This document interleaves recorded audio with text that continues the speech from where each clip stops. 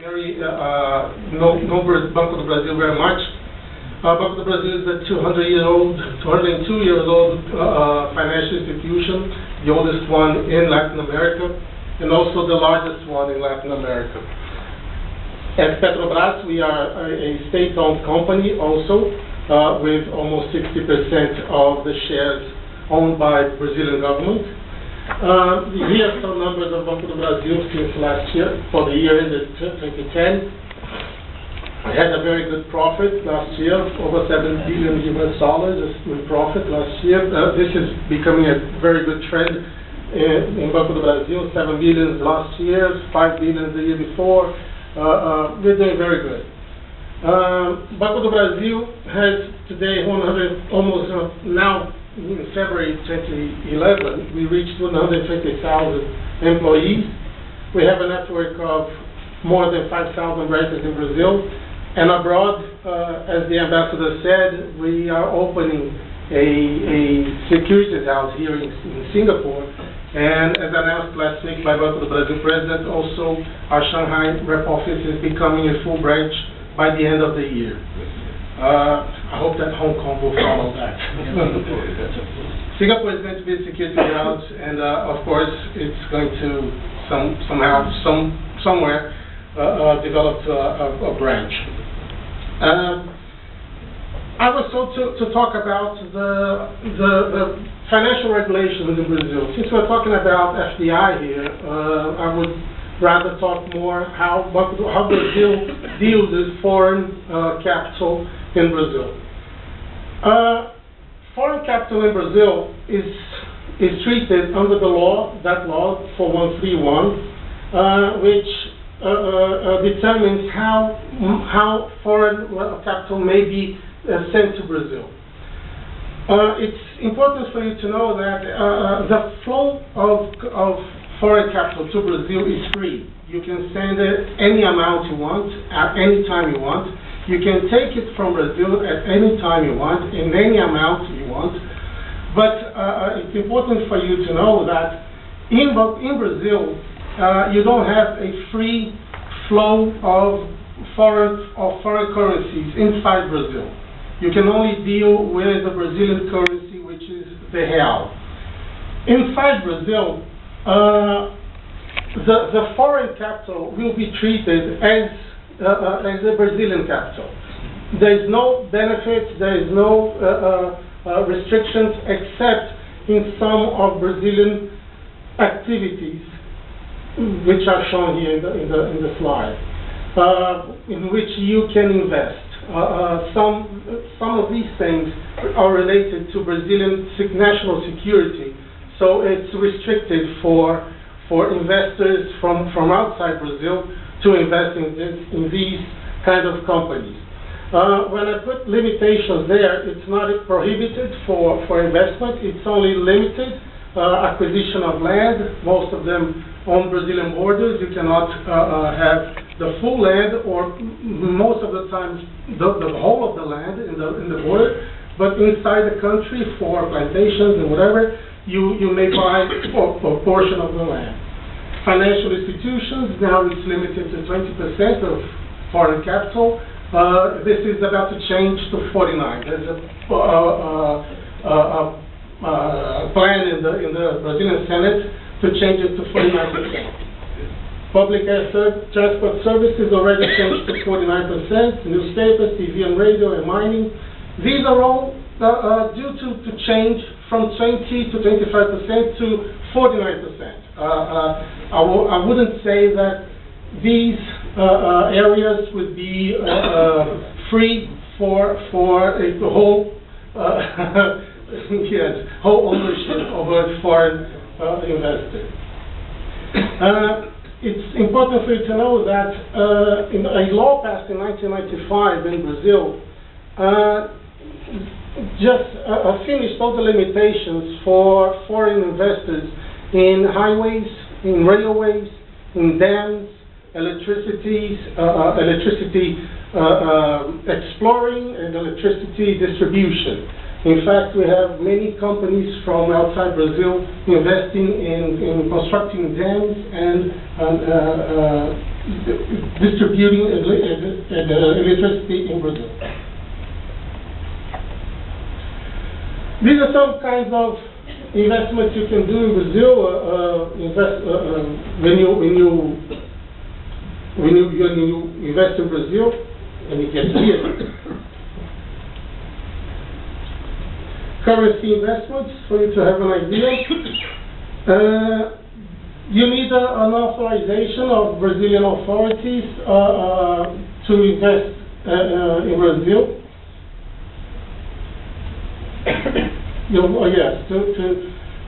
But you can invest in a company in Brazil anytime you want, besides all those I showed before. But it's important for you to know that it is going to be treated like a Brazilian company, and in the future, if you want to, you can send your profits back for your homeland, for your original country, without the profits, without taxing, and you can send back the capital. If you want to disinvest in Brazil, you are free to do that at any time. Capital market investments. You can make investments in capital market in Brazil, but you will need a representative in Brazil. You cannot go there freely. You have to make a representation with a Brazilian bank or Brazilian asset company for investment in Brazil in the capital markets. Remittance of profits and repatriation. Mr. Silas, about Brazilian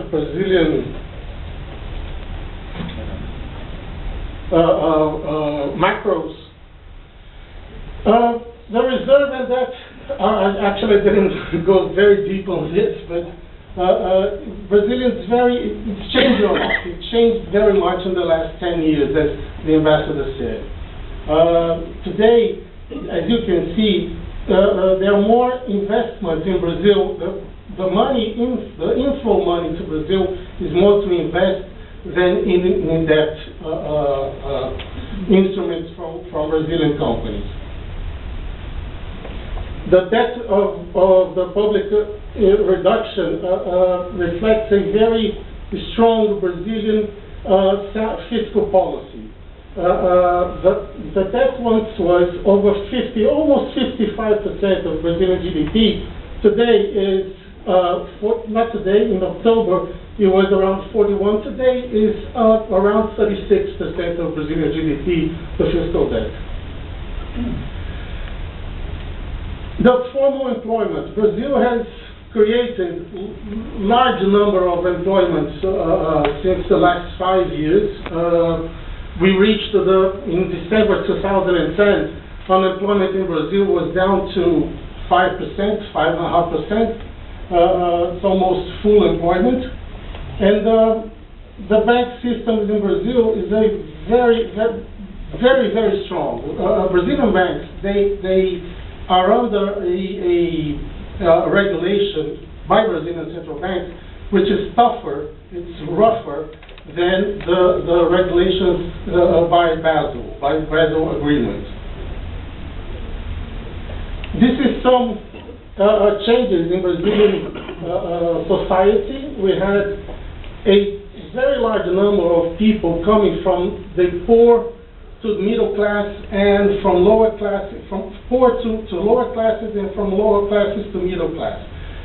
From lower classes to middle class, there was a movement of about 30 million people in the last 5-6 years. And people that crossed the poor to the lower class was around 16-17 million people in the last 5 years. Actually, this has become so important in Brazil. This is how important it is for us to have foreign investors in Brazil. These people are people that, for the first time, they can have a refrigerator at their home. They can have a television. They can have a car. From a month ago, I was reading the newspapers. For the first time, Brazilians travel more by plane than by bus. This is we usually have this large people from the northeast and north of the poorer areas of Brazil living in São Paulo, Rio, and the south of the states in Brazil.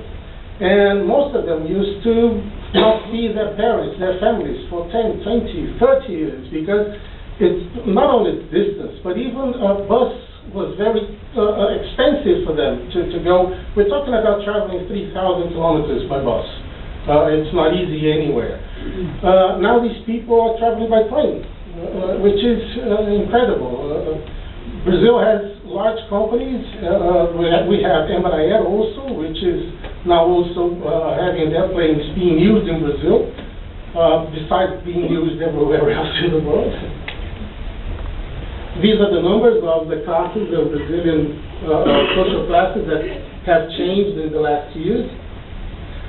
Investment programs, of course, Petrobras is the most important one. The oil that Petrobras found in Brazilian offshore, the pre-salt, is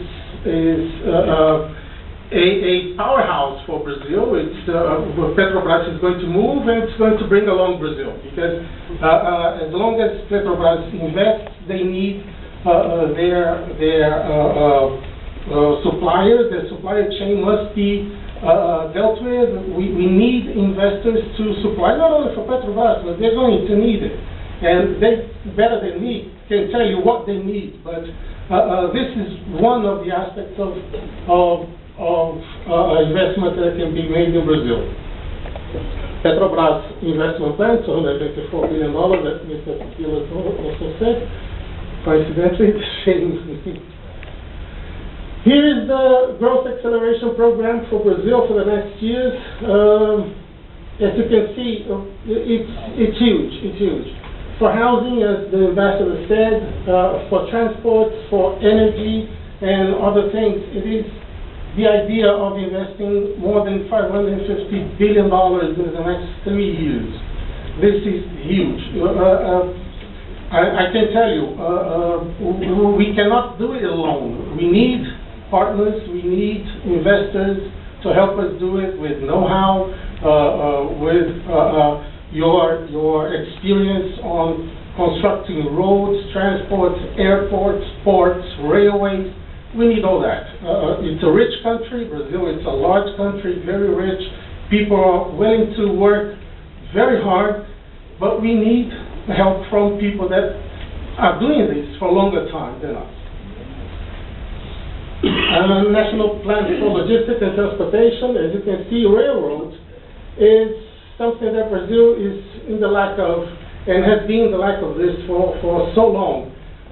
We need railroads to help transport mostly our agricultural products from the center of the country to the ports. And there, of course, we need the ports also. So,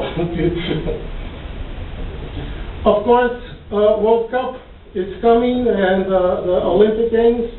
It's going to move Brazil, of course. FIFA World Cup, Brazil is going to win it, of course. Yeah. It's inevitable. And the Olympic Games in Rio, as the ambassador of my hometown, Rio, beautiful place, beautiful city. And here I just show you how you can think of investing in Brazil. For home building, retail, and financial institutions, you have opportunities to invest in equity or in debt instruments that are dealt with by many banks in Brazil, including Banco do Brasil, including BB Securities Singapore, which will work with Brazilian debt instruments here in Singapore. For oil and gas and capital goods, logistics and transportation, these are what you can think of helping, investing, looking for equities or debt of these companies.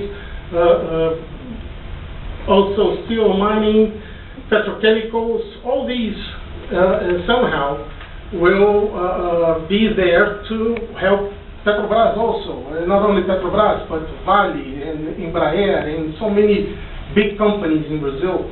Brazilian companies today are very well managed and very well known outside Brazil today. They are more professionals today. It's a good thing. You can look for these companies, and let me take Mr. Verano's phrase. It's not only different to work, to invest in Brazil. Today, it's safe to invest in Brazil. We have good laws. I mean, you need someone for a law company to give you fiscal assistance or legal assistance for you to carry on business in Brazil. But I can assure you, Brazil is a very safe place to invest today. We, as the ambassador said, we know how to deliver. We know what you want us to deliver. It'll take a little time. You know, time is a different time frame for Brazilians. But we know what you want, and we can do it. We will do it with your help. That's it.